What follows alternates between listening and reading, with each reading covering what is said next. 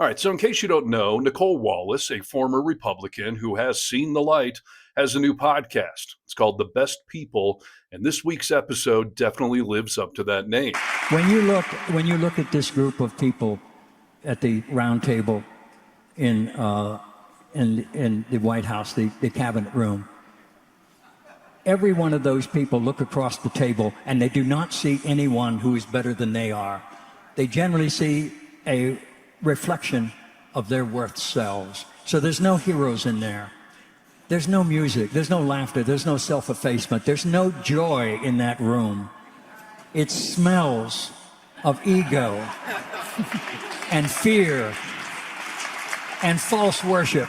Spot on. Ego, fear, and false worship. But you're preaching to the choir here. So, Mr. Martin Sheen, what is your message to the one guy that truly needs to hear what you're saying right now? So the big guy in the White House, if he would take some personal advice, you've got to realize, sir, that you are the biggest nothing in the world.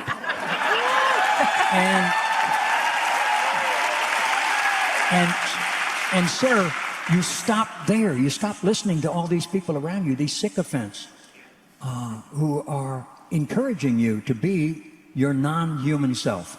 Get in touch with that humanity. Stop fussing with your hair. And don't worry about your tie. And stand up straight and speak clearly, not from your throat. Speak from your heart. And start being human. That's what you were made for, not golf. So there you are, Mr. President. With all due respect, sir. Yes, with all due respect, which is not much due when we're talking about Trump, who is, as President Bartlett just said, the biggest nothing in the world. And of course, he only listens to one president, and it's not Jeb there.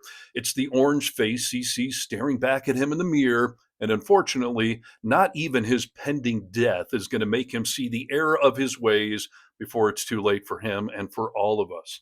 But Martin Sheen has an old tale to tell that might give you and me both something to believe in. You know, the old phrase that the Roman conquerors would come back to Rome, they would hire a slave when they're going through the tumultuous crowd and they're being worshipped. And the slave was asked to do one thing as he held the wreath over the conqueror, whisper in his ear when the crowd is screaming.